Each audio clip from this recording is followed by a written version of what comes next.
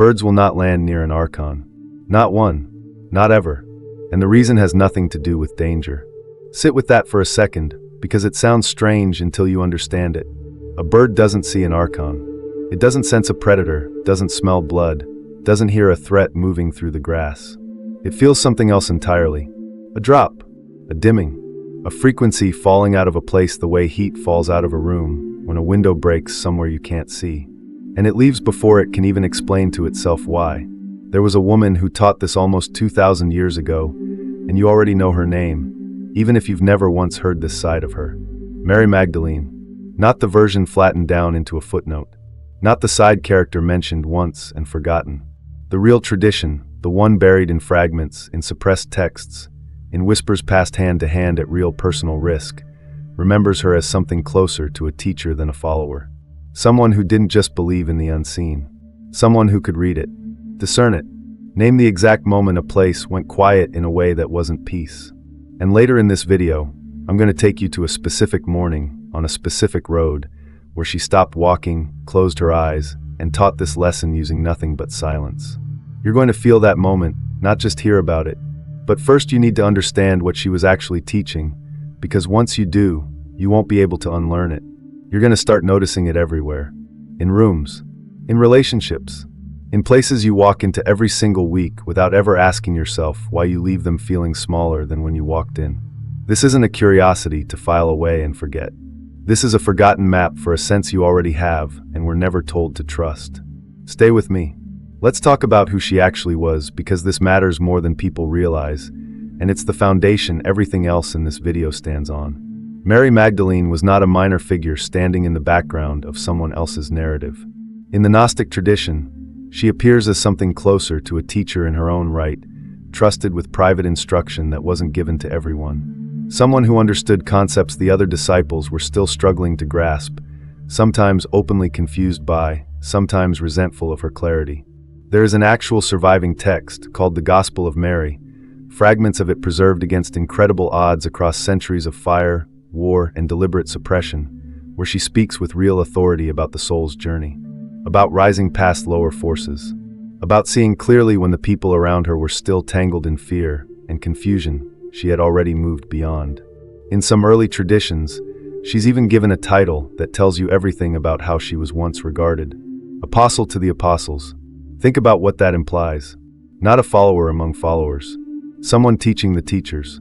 That kind of title doesn't get attached to someone by accident, and it doesn't survive centuries of editing, unless it was once impossible to fully erase. I find that almost unbearably significant.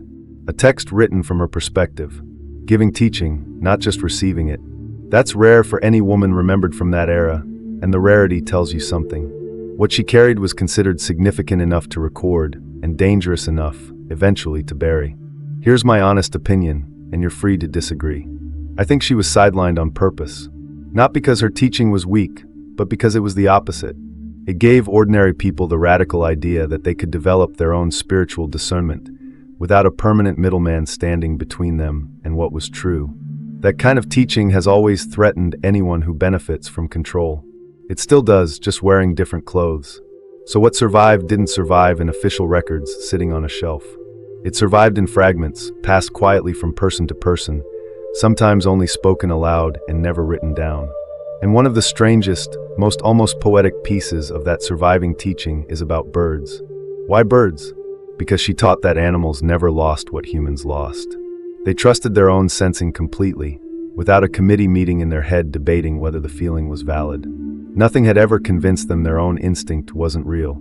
Now let's actually define what an Archon is, because I don't want this video to slide into vague spiritual language that sounds nice, but means nothing once you walk away from the screen. I want you to genuinely understand this, the way she would have wanted her own students to understand it. In Gnostic teaching, an Archon isn't a monster waiting in some dramatic shadow. It isn't a creature with horns hiding behind a door, despite how dramatic that might sound in a thumbnail. Think of it instead as a kind of pattern, a parasitic frequency, something that doesn't create anything new. It only feeds on what already exists around it. It thrives on confusion, on fear, on low vibration, the same way mold quietly thrives in a damp, sealed room you never bother to open the windows in. It doesn't need to be loud to be effective. In fact, the quieter it is, the longer it tends to survive completely unnoticed, sometimes for years. Here's the translation I really want you to hold on to, because this is the part that makes the entire teaching usable in your actual life, not just interesting as ancient history you nod along to. An archon, in the way this tradition uses the word, is the feeling you get around a certain person, or a certain place, or a certain situation that drains you without doing anything you can clearly point to. Nothing dramatic happened. No one raised their voice. No insult was spoken out loud. But something in you still wants to leave the room the moment you walk into it, and you can't fully explain why to anyone who asks. You already know this feeling. I'd bet almost anything you've felt it before, probably more times than you've consciously admitted to yourself. That tightness in your chest the second you step into certain houses. That strange flatness around certain people, where conversation feels like wading through wet sand, every sentence heavier than it should be. That isn't your imagination being dramatic, and it isn't you being overly sensitive, no matter how many times someone might have told you that growing up. According to this teaching, that is you sensing a frequency drop in real time, the same way the birds do, just slower and with far more doubt attached to it. I personally think this concept survived for thousands of years, passed in fragments, hidden inside old texts, whispered between Gnostic teachers who risked something just by saying it out loud, precisely because it is true to lived human experience. People keep rediscovering this exact feeling generation after generation, in completely different cultures, completely different languages, because it never actually stopped being real. The language is ancient. The sensation underneath it is timeless, and it shows up the same way every single time, whether you call it an archon or just call it a bad feeling you can't shake. And this is exactly where the birds come back in, because animals, this teaching insists, never lost the ability to read this kind of frequency. Humans did, slowly, quietly, without ever being told it was happening to them in real time. I want to take you somewhere now, just for a few minutes, because I want you to feel it, not just hear it as information passing by. It is early morning, somewhere along a dusty road outside a small settlement. Mary Magdalene is walking with one of her followers, someone younger, someone still learning to trust his own perception instead of constantly turning to her to ask what things mean.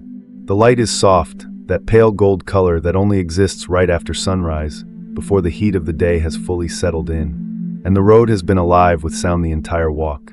Birds calling from the trees on either side, wings cutting through the cool air, that constant layered noise you barely register consciously until the exact moment it stops completely. And then it stops. They reach the edge of the settlement, and the silence is immediate. Not peaceful silence. Not the gentle hush of a sleeping village before dawn breaks. This is something else entirely. Heavy, pressing down on the chest. The kind of silence that makes the hair on your arms rise before your mind has even caught up to why it's happening. The young follower looks around, visibly unsettled, his eyes scanning the rooftops and the bare branches above them. No birds in the trees lining the path. No birds on the rooftops ahead. Nothing moving at all where there should be constant small motion. He asks her, almost in a whisper, like the silence itself demands quiet from him, where did they all go? Mary Magdalene doesn't answer right away. She stands still, eyes closed for a long moment, the way someone does when they're listening to something far deeper than ordinary sound. And then she says something he will remember for the rest of his life. She tells him the birds haven't gone far at all. They have simply moved away from where the frequency dropped. This place, she says, is feeding on something. And whatever lives here doesn't create life, it only consumes it, slowly, quietly, the way damp consumes wood from the inside without ever announcing itself until the structure finally gives way. The birds know. They always know. They don't argue about it the way human beings do. They don't sit with the discomfort and try to convince themselves they're imagining things, the way she tells him people so often do. They simply leave, without ceremony, without explanation, without needing anyone's approval to trust what they already felt. She doesn't point to a single person in that settlement. She doesn't name a villain standing in some doorway. That part matters enormously, and I want you to notice it. The lesson was never about fear. It was about recognition. She tells him that human beings are usually the very last creatures on Earth to notice when a place has gone quiet in this particular way, because human beings have been slowly trained, generation after generation, to override their own instincts in favor of politeness, in favor of staying, in favor of not making a scene out of something they can't even fully explain. Birds were never taught to ignore themselves. Nothing ever convinced them that staying was more important than honesty with their own bodies. They walk on, eventually, past the edge of the settlement, back out onto open land where the road curves toward the hills in the distance. And almost the exact moment they cross back beyond that invisible boundary, the birdsong returns. Soft at first, tentative, almost cautious, then gradually full again, layered and alive, like the whole landscape exhaling after holding its breath for far too long. I think about that image more often than I probably should admit. The birds didn't return because some danger had passed in any obvious way. They returned because the frequency did. Let's pull back out of the scene now, because I want to talk about why this isn't just a beautiful story to feel something about for 5 minutes, and then forget by tomorrow. I think there's something almost scientific quietly hiding inside this ancient language, even though the people teaching it never had access to scientific vocabulary the way we do now. Birds really are extraordinarily sensitive creatures, in ways that are well documented even outside any spiritual framework at all. Their bodies respond to subtle shifts in environment that most humans never consciously register. They react to barometric pressure changes well before a storm arrives on the horizon.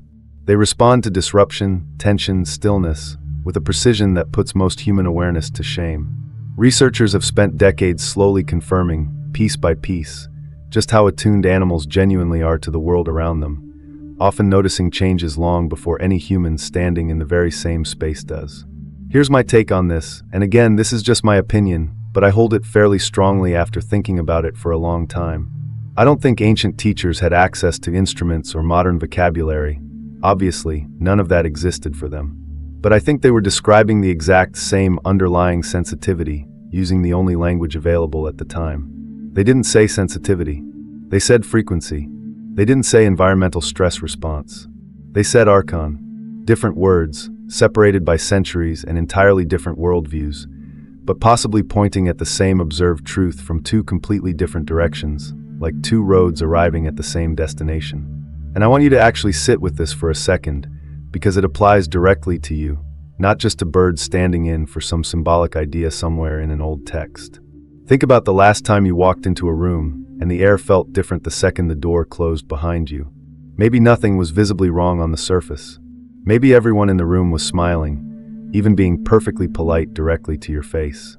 But something in your stomach tightened anyway, without your permission, without any clear reason you could point to in that moment. You weren't imagining that. Your body was reading something your conscious mind hadn't caught up to yet, something it had no language for. You have that same sensing ability the birds have. You were simply never taught to trust it the way they do without question. If anything, you were quietly taught the opposite, year after year, until it became second nature to doubt yourself first. Now here's the part most people never get told, and honestly, I think it might be the most important piece of this entire teaching, so I want to slow down with you here. The Archon energy in this tradition almost never announces itself loudly the way you might expect from a thumbnail or a horror story. It doesn't explode into a room and demand attention from everyone in it. It doesn't need to. It works by lowering the field around it, slowly, quietly, almost gently, until everything inside that field starts to dim without anyone noticing the exact moment it happened. Creativity stalls for no clear reason you can name. Conversations feel heavier than they should, even about ordinary, harmless things. Laughter gets thinner, more effortful, like everyone in the room is performing it rather than feeling it. Joy doesn't disappear all at once in some dramatic collapse.